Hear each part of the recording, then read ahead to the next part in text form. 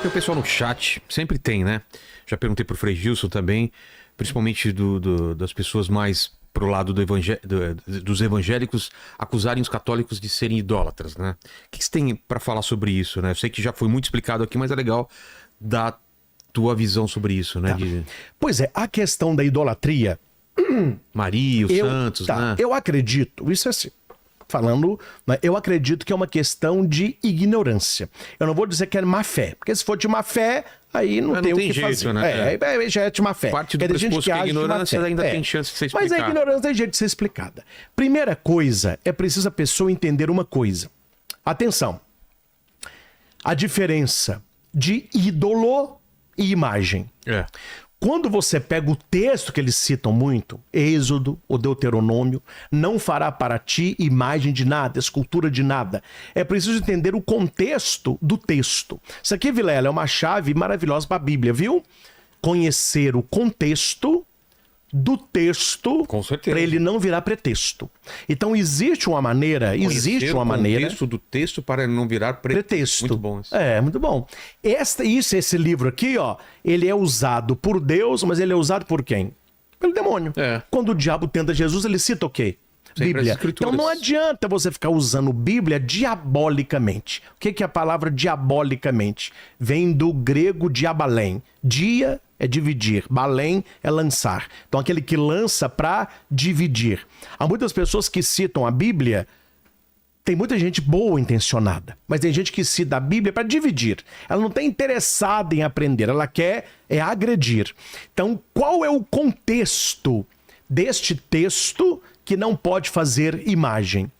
É o povo escravo no Egito, e o Egito ele era politeísta, tinha Deus para tudo.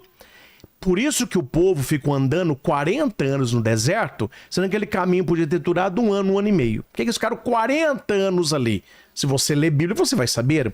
Deus estava gerando um novo povo, porque em 40 anos muita gente morreu e muita gente nasceu, e essa geração nova entraria na terra prometida que Deus tinha prometido. Por isso, Deus dá promessa, terra prometida.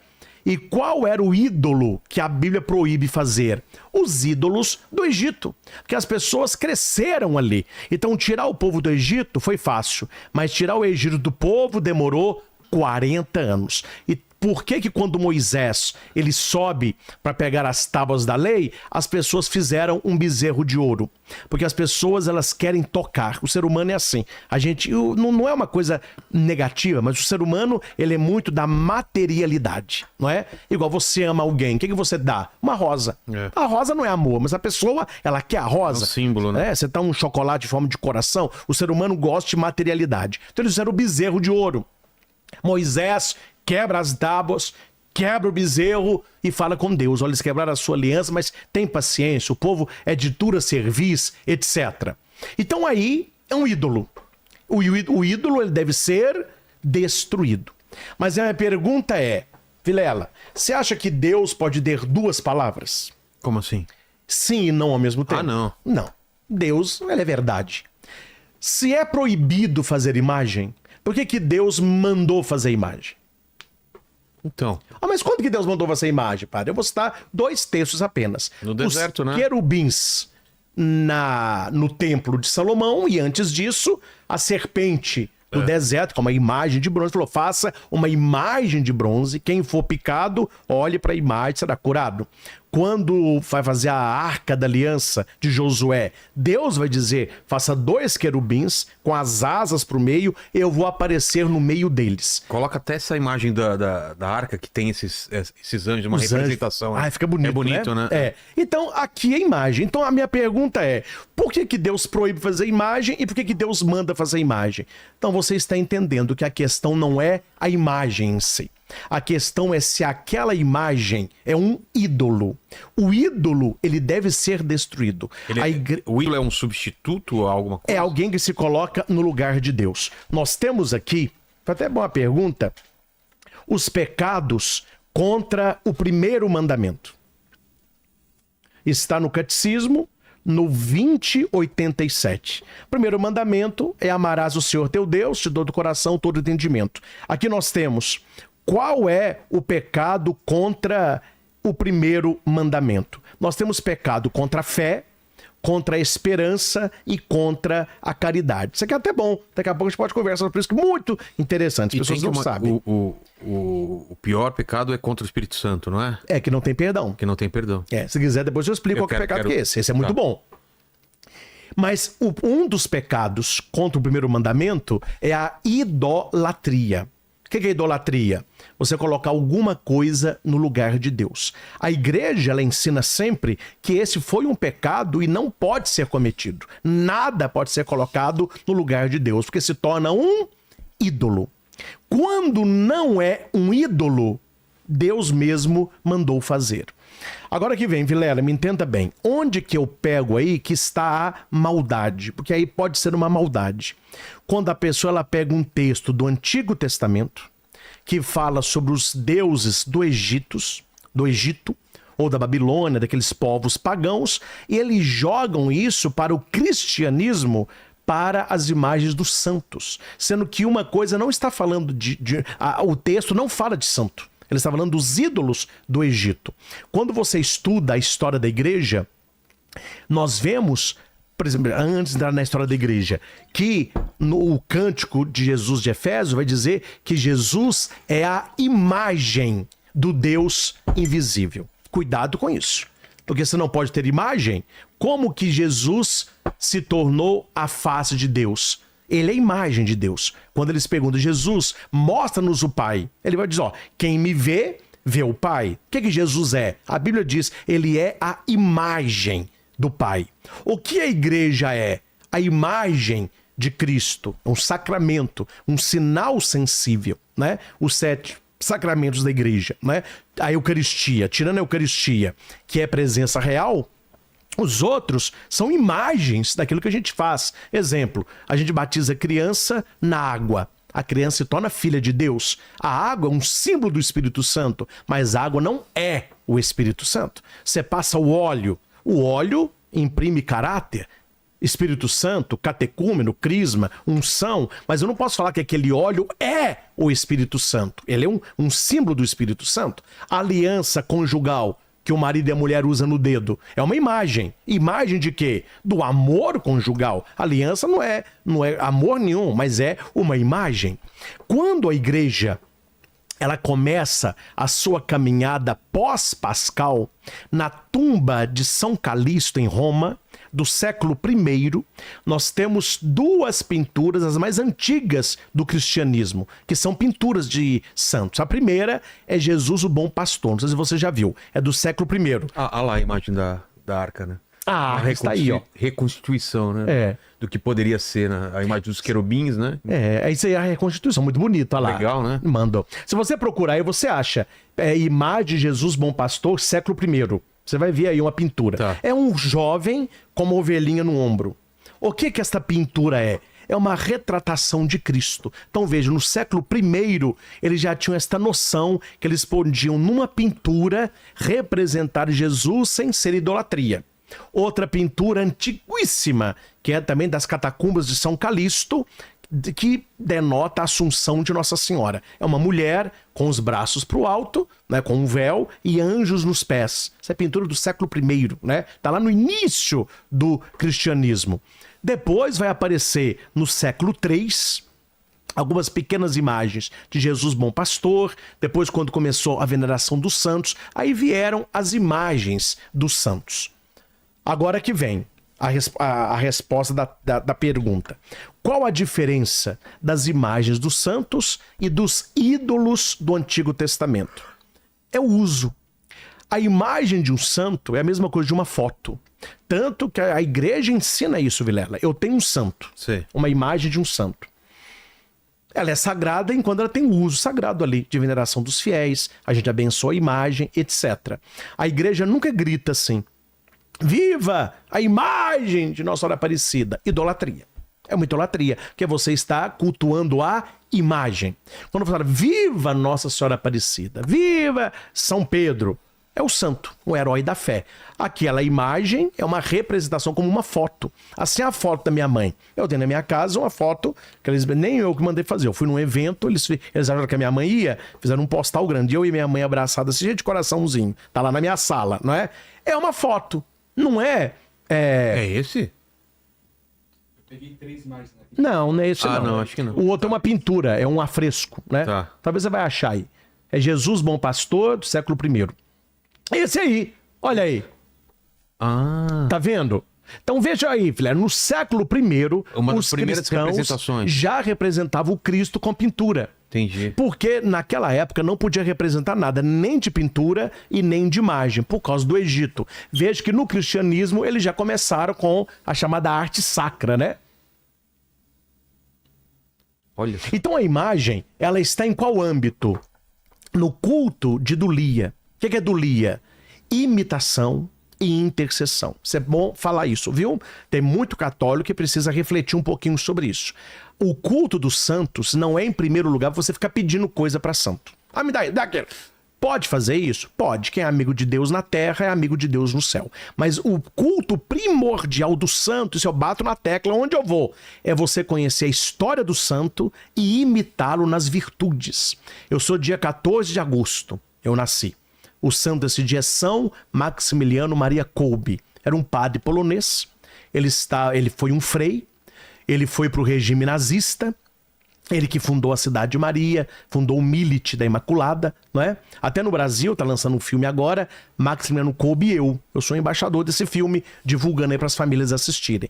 E ele sempre rezando, tendo aquela devoção à Nossa Senhora, e chega numa hora lá que eles vão, um fugitivo fugiu, lá do nazismo, né?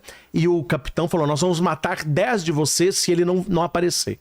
E ele não aparece. Então eles colocam 10 para serem fuzilados. Executados. 9 ficaram esperando a bala e um falando, eu não posso morrer, eu tenho mulher, eu tenho filho, eu não posso morrer. Quando eles apontaram o fuzil, o padre Maximiliano foi no capitão e disse assim, capitão, o capitão tirou o revólver e colocou na cara dele. Se você não falar alguma coisa relevante, é a sua última palavra. Falou, não, eu quero que o senhor me mate, eu quero trocar de lugar com ele.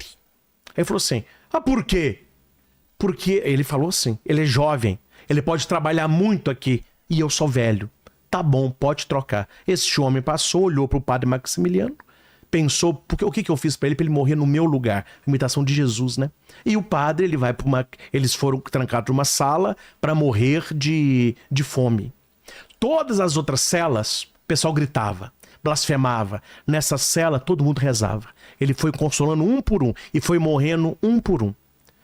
16 dias depois, sem comida, ele estava vivo ainda. Aí falou um capitão, falei, ele não morre. Ele falou assim, mas nunca vi alguém que não morre. Então, aplica nele uma injeção letal. Aí, São Maximiliano entregou a vida. Tô te contando isso por quê? Posso até errar, mas conscientemente, Vilela, eu não me lembro, na minha vida toda, de ter pedido nada por intenção de São Maximiliano. Mas eu conheço a história dele e tento imitar as suas virtudes. Como padre, confessor, devoto de Maria. Esse é o culto da Igreja dos Santos. Eles colocam os heróis da fé e falam, ele conseguiu, você consegue. Eu lembro quando era criança o pessoal fala, São Longuinho. Se eu achar, dou 3 pulinhos. Você sabe quem é esse? Não. É São Longínios. Ah, é? É aquele soldado que furou o coração de Cristo. Porque eles falam, como ele era baixo, ele pulou para furar o coração de Cristo. Aí esse Longínios... E ele virou santo por quê? Porque na hora que o sangue de Cristo caiu no rosto dele, ele caiu e levantou os braços e disse, verdadeiramente este é o Filho de Deus. Ele se converteu ali. Caramba. Né? Sabia da história. Esse aí, São Longínios. Você falou pra eu lembrar da história do... Mas antes disso, só acabou o raciocínio, me perdoe aqui. Claro. É porque eu vou falando, eu vou entender outras coisas, tranquilo. Né? Mas você perguntou dos santos. Então, esse é o culto dos santos. É a imitação das virtudes dos santos. E tem também o poder da intercessão. As pessoas não entendem a intercessão. Vou resumir também, porque é muita coisa, né? A Igreja de Cristo, como a gente a vê, ela não é um CNPJ. A igreja, ela se vê como esposa do Cordeiro. Então, eu sou amigo do noivo.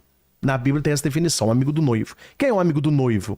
É aquele que vai conquistar a mulher pro noivo. Eu não vou conquistar ela para mim, mas eu tenho que conhecer o noivo. E eu falo, ele é rico, é bonito, etc. Até que ela se apaixona e case com ele. O padre é o amigo do noivo, que vai apaixonar a humanidade pelo noivo, que é Cristo. Quando você lê lá em Bodas de Caná, a noiva ali é a igreja, a humanidade. O noivo é Cristo. Por isso que ele serve o vinho bom por último. Então, a teologia vê a igreja em uma igreja só, em 3 dimensões. A dimensão militante, a dimensão padecente e a dimensão triunfante. Até bom que eu entro... Pode entrar nisso aqui, Vilela? Claro, claro. É tanta coisa, né? É porque o pessoal pergunta, eu até trouxe anotado aqui, isso aqui eu achei que a gente ia entrar somente nisso aqui, que é a questão dos... que a igreja chama de novíssimos, né? Que é o céu, o inferno e o purgatório. Então, as pessoas que já estão na glória, que alcançaram a glória, é a igreja triunfante. É a igreja, mas estão na glória já, né? Que são santos. Só que tem um detalhe. Isso aqui tem que ficar claro. Todas as pessoas hoje que são cristãs e que querem entrar no reino de Deus, elas têm que ser santas. Só entra no reino de Deus santo. Qual a diferença dos santos que estão na glória e dos santos que a igreja cultua? Porque eles foram canonizados, eles foram colocados como modelo. Mas a minha avó, ela não foi canonizada, mas eu tenho certeza que ela está no céu. Meu avô, né? Pessoas boas. Então, são santos lá. Então, essa é a igreja triunfante. Nós temos a igreja padecente. São as pessoas que morreram na graça, mas não estão totalmente purificadas. A igreja acredita num estágio final da misericórdia, que é o purgatório. E devemos rezar pelas almas benditas do purgatório. E temos a igreja militante, que somos nós. Nós que estamos... trabalhamos, lutamos, etc. Se é uma igreja só, o que a igreja acredita? Que é uma comunicação entre os fiéis nos 3 estágios. Então, aqueles que são igreja, mas que já estão com Cristo, continuam intercedendo para a igreja ao lado do Cordeiro. A gente vê que quando Pedro foi preso, a igreja orava por ele, para que ele fosse solto. Qual igreja que é essa? Pode ser a militante, pode ser a padecente, que ora por nós para que nós oremos por eles, para que eles tenham o sufrágio, e pode ser a igreja militante. Por isso, a intercessão dos santos, ela acontece, né? Os santos intercedem por aqueles que estão ainda na militância. Então, esse é o culto dos santos.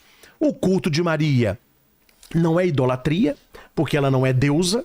Quem fala que Maria é deusa é um idólatra. Quem idolatra qualquer imagem de Nossa Senhora é idolatria, ela não é deusa. Ela é mãe de Deus, Theotokos, cheia da graça, né, a Virgem Maria. Então nós temos para ela a hiperdulia, que é um carinho especial, porque ela é mãe de Jesus Cristo. E nós temos o mandamento da Mariologia, né, que é Maria apontando para Cristo. Fazei tudo o que ele vos disser. Então, aí nós temos os cultos da igreja. O culto de latria, que é a Trindade, Pai, Filho e Espírito Santo, Deus que é Criador, Filho Redentor, Espírito Santo Santificador. Temos o culto à Nossa Senhora, que é de hiperdulia, um carinho especial por ela ser a mãe de Deus, juntamente com São José, né, patrono da Igreja Universal, e o culto dos santos, que é um culto de imitação. A imagem do santo, como eu explicava, é como se fosse uma foto da minha mãe. Tanto é, Vilela, eu tenho uma imagem na minha igreja lá. Temos imagens belíssimas. Alguém foi limpar a imagem, tropeçou, a imagem quebrou. E aí? O santo que quebrou? Não. Não, a imagem. A pessoa fala, padre, aí está na cabeça de muito católico até hoje. Ai, padre, quebrou uma imagem. O que eu faço com a imagem? Quer dizer, é porque a pessoa coloca na materialidade uma santidade. Então não é necessário. A imagem quebrou, você pode enrolar no jornal, não vai jogar na rua, né? Porque é uma imagem sagrada, mas enrola no jornal, joga no lixo e coloca outra imagem no lugar. Quer dizer, aquela é uma imagem. Ela é abençoada por culto dos fiéis. Então, isso que as pessoas precisam entender. As outras práticas que nós temos dos santos na igreja, que muita gente questiona, são 2, que eu falo rapidamente. As procissões e as novenas. A primeira novena que nos ensina são os discípulos, depois da Ascensão até Pentecostes. Ficaram 9 dias em oração esperando Pentecostes. Então a igreja coloca um novenário com temas de espiritualidade, para que olhando para o santo nós queiramos também sê-lo. Essa é a questão das novenas, que as paróquias realizam muitos, né? Tem barraquinha, tem música, etc. E nós temos as procissões, quando a pessoa, né, a gente leva um santo de um lugar para o outro, as pessoas vão rezando. O principal ali é as pessoas entenderem a liturgia. Geralmente deveria ser assim, o santo não vai à frente, o santo ele vai atrás. Quem vai à frente? Um acólito com a cruz, com 2 tochas, as tochas simbolizam a fé e a razão, fides et ratio, a cruz no meio, ela puxa a procissão. E nós vamos andando atrás de quem? Do Cristo. Quer dizer, simboliza o quê? A igreja caminhante. Né? O Evangelho de João é a igreja do caminho, Jesus faz o caminho, né? E o santo vai na procissão representando o quê? Aquele que caminhou conosco e que caminha para nossa santidade. Tem um texto na Bíblia que fala muito sobre isso. Ah, porque eles cultuam um Deus que tem olho e não vê, tem boca, mas não fala, tem ouvido, mas não ouve, tem pé, mas não anda. Eles jogam isso para os santos. Só que o santo não é um ídolo, é essa a questão. As pessoas precisam entender somente isso, né? Se as pessoas colocassem um santo no lugar de Deus, seria idolatria. E eu seria o primeiro a não ser padre, né? Para não me perder cultuando ídolo, né? Mas a igreja, ela tem há 2000 anos isso com muita tranquilidade. A questão dos santos e a questão do culto de latria. E por último, só existe santo por causa de Cristo. Se você tira Cristo, qual a razão do santo? O santo não é per si. Né? O santo é um trampolim para Deus. As pessoas que não são católicas precisam entender isso. Só existe santo por causa de Cristo. Que é o único caminho. O único caminho, verdade e vida. Ninguém vai ao Pai senão por ele. Os santos são como se fossem afluentes. Eles apontam o caminho, né? É como se fosse assim, ó, a minha vida, eu estou saindo da minha casa para o reino de Deus. Jesus é o destino. A estrada é minha vida. O carro sou eu. E as placas são os santos. Eles facilitam o caminho, né? Ó, lombada, subida, vai devagar, pode acelerar. Então, quando você conhece a história do santo, na verdade você está conhecendo apenas o que Deus faz no coração daquele que se abre a ele. Entendi. Né? Esse é o culto que a igreja faz dos santos. Você falou para eu te lembrar para falar do maior pecado que é contra o Espírito Santo. Isso é uma pergunta pessoal.